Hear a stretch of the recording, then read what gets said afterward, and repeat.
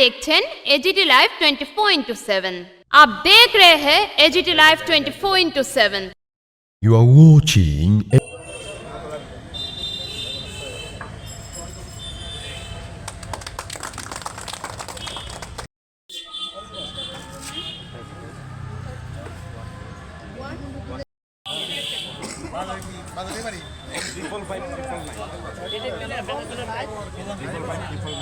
মৎস্যজীবীদের মূলত জাল যার জলাতার এই স্লোগান দিয়ে বেশিরভাগ সরকারি জলাশয় মৎস্যজীবীর হাতে তুলে দিয়েছেন।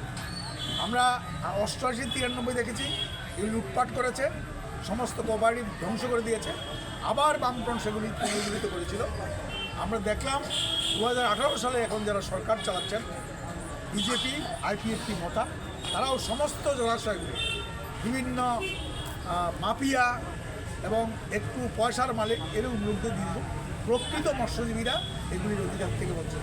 এদিক থেকে এই সম্মেলনে আমরা এই অংশের মানুষের অধিকার আর কী করে সুরক্ষিত যায়, আমাদের বৃহত্তম জলাশয় গন্ডাছড়া সেটাও বেসরকারি করে এগুলি কীভাবে প্রতিরোধ করা যায় তার জন্য আলোচনা করব।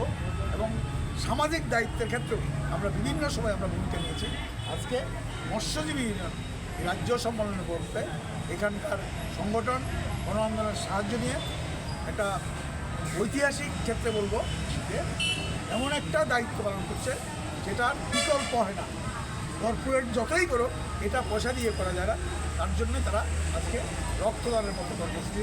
এবং এটা ঘটনা আমাদের রাজ্যে একসময় রক্তদান হতো না, কিনে রক্ত দিতে হতো এবং তার অভাবে প্রচুর মারা যেত। কিন্তু বামফ্রন্ট সরকার, বিশেষ করে আমাদের প্রাক্তন মুখ্যমন্ত্রী মানিক সরকারের উদ্যোগে এটা একটা আন্দোলনের রূপ নিয়েছিল এবং একটা সময় আমাদের রক্তের অভাবে একজনও মারা যেত না। রক্ত সাধারণভাবে সমস্ত সংগঠনগুলি যুব, ছাত্র এবং ক্লাব থাকত। তো এই 18 সালের পরে তারা সরকারে আসার পর এমন হিংস্রতা দেখিয়েছে, এমন সন্ত্রাসের পরিবেশ তৈরি করেছে, রক্তদানের কর্মসূচি পর্যন্ত বাধাপ্রাপ্ত হয়েছে। আমরা চেষ্টা করছি এই বাধা ডিঙিয়ে এই সামাজিক দায়িত্ব পালন করার জন্য। আমাদের শুধু তফসিলি সমন্বয় না, আমাদের ডিওয়াইএফ, এসএফআই, টিএসইউ এবং অন্যান্য সংগঠন তারাও নতুন করে উদ্যোগ নিয়ে যাতে দেখছে যে এই রক্তের অভাবে এই সরকারের সময় অনেক লোক মারা যাচ্ছে, তার জন্যই এটা যাতে আমরা যে ক্যাম্পটা তৈরি হয়েছে পূরণ করতে হয় তার চেষ্টা করছি।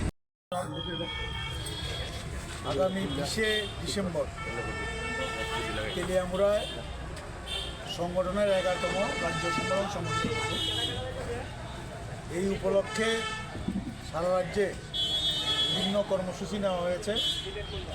তেলিয়ামুড়াতেও প্রথমে বৈশাখ প্রতিযোগিতা এবং আজকে রক্তদান শিবির সংগঠিত করা হয়েছে এবং আগামীকাল এই সম্মেলনকে সফল করার জন্যে প্রচার মিছিল এই তেলিয়ামুড়াতে সংগঠিত, ইতিমধ্যে অন্যান্য মহকুমায়ও এগুলি সংগঠিত হচ্ছে এবং আগামী 20 তারিখ মিছিলের মাধ্যমে এবং প্রকাশ্য সমাবেশের মাধ্যমে এই সম্মেলন শুরু হবে। আমাদের এই সম্মেলনের অতিথি হিসেবে যারা থাকবেন, মূলত প্রকাশ্য সমাবেশে রাজ্যের বিরোধী দলনেতা কমরেড জিতেন চৌধুরী থাকবেন এবং সম্মেলনে মুখ্য বক্তা হিসেবে উপস্থিত থাকবেন আমাদের দেশের গণ আন্দোলনের নেতা, এই রাজ্যের প্রাক্তন মুখ্যমন্ত্রী, কমিউনিস্ট নেতা কমরেড মানিক সরকার।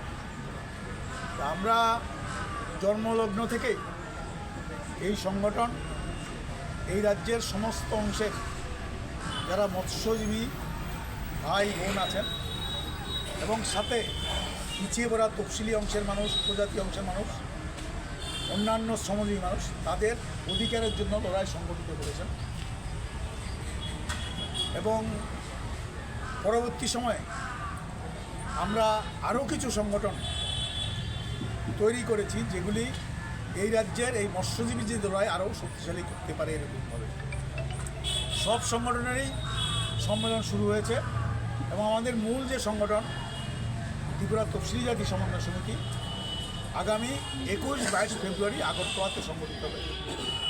ইতিমধ্যে আমাদের মৎস্যজীবী ইউনিয়ন যেটা আমাদের রাজ্যে তৈরি হয়েছিল, এখন এটা সর্বভারতীয় রূপ আমরা তৈরি করতে পেরেছি। সারা ভারতবর্ষে মৎস্যজীবী অংশের মানুষের অধিকারের জন্য তারা লড়াই সংগ্রাম, বিশেষ করে সমুদ্র পার্শ্ববর্তী যে এলাকাগুলি আছে এখানে এই মৎস্যজীবীর সংখ্যা বেশি।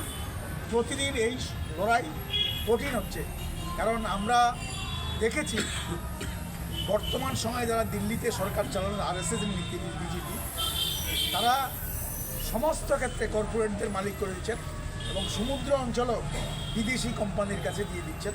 তাতে করে সমস্ত ক্ষেত্রেই মৎস্যজীবীরা বঞ্চিত হচ্ছেন, তাদের রুটি রুজি বন্ধ হয়ে যাচ্ছে। এবং আমাদের রাজ্যে আমরা দেখেছি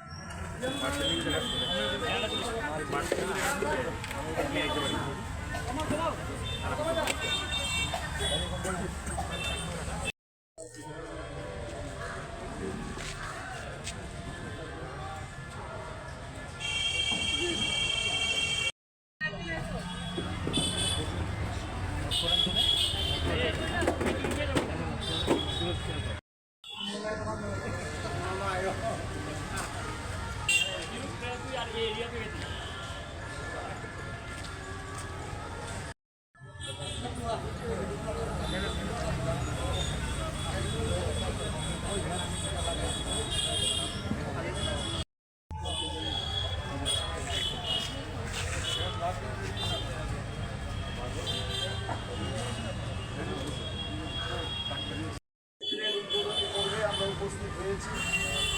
আমাদের মাঝে উপস্থিত আছেন ত্রিপুরা তপশিলি জাতি সমন্বয় সমিতি, ত্রিপুরা রাজ্য কমিটির সভাপতি।